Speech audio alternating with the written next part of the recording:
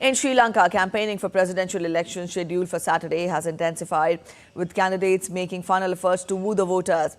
The front-runner candidates have been holding meetings and election rallies in various places, discussing various issues. Addressing election meetings at Haryana and Nuwara Eliya yesterday, incumbent President Ranil Wickremesinghe said that his primary objective is to ease the burden on the lives of the people. He emphasized the importance of upholding the agreements made with the International Monetary Fund and moving forward with them. All right, Dr. Ahmed Moeen Farooqi is joining us from Colombo. Ahmed, good morning. Now we see that campaigning is on and the contenders are making last-ditch efforts to woo the voters. Help us get us more on the current political sentiment in the country. How is the political landscape, shaped up? Get us the latest on these first. Good morning, Preeti, and good morning to all our viewers. I'm currently in Nuwara Eliya, which is the estate region, the upcountry region of Sri Lanka.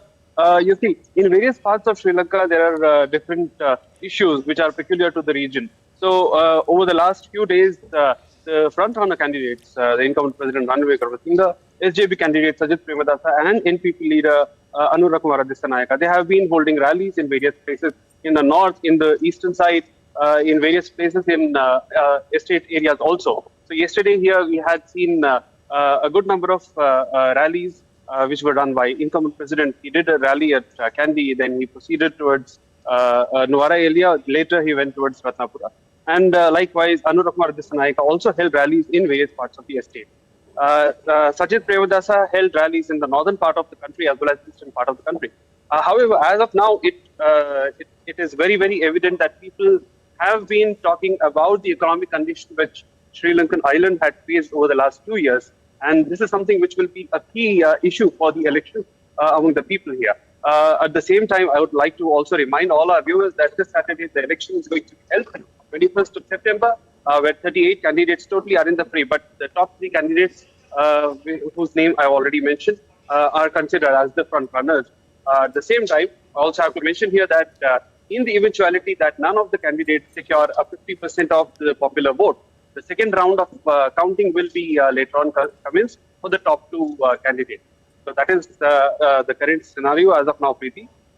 In addition to this, if you talk about the promises which the candidates have been making, the incumbent president has been talking about the reforms that he has brought about, the IMF deal he has struck, and he's talking about the future development in the in various places, including the estate areas. While Mr. Premadasa has been talking about, implementation of 13th Amendment. He's talking of resuming the housing project in the north.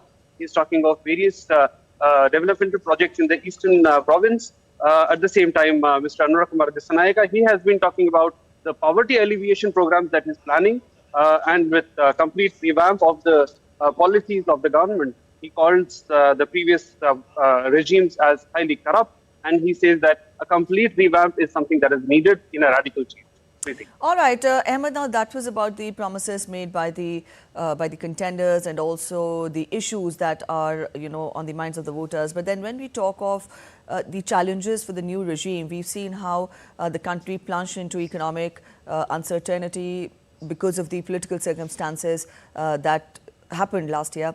Help us understand what are the challenges specifically that await the new regime, when the new government comes into power. Preeti, you see, the key challenge will be to tackle the issue of economic revival, the recovery which Sri Lanka is already on. It is, incumbent upon several of these issues like the IMF deal going through, as well as improvement in the government revenues, which will depend a lot on the income taxes. If a new government comes with a populist scheme to slash the income tax, they will have to find ways to find revenues for the government, which is a very key issue because the GDP is something which has to be improved. There was a GDP contraction over the last 2 years, and this year the GDP is expected to grow around 2 to 2.4%. So this is a major issue because investors, if they have to look at Sri Lanka as an option, they will need some amount of a promise that there is something in it for them in form of a growth. So that is one area, one critical area for the new government. The second issue will be with regard to bringing all the communities together, with regard to reconciliation among all the ethnic people. there is northern issue, there is the upcountry issue. In addition to that, there are issues of the Muslim communities also. So this is another major issue which people would be looking forward to.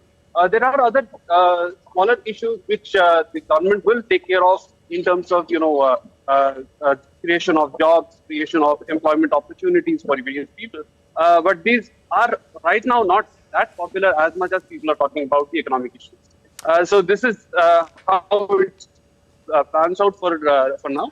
The new government will definitely look forward to bring about changes in the systems which they have been talking about. However, the incumbent president is saying that his policies have been in the right direction and he will want to continue. So there are different challenges which exist and there's different strategies which the candidates are showing.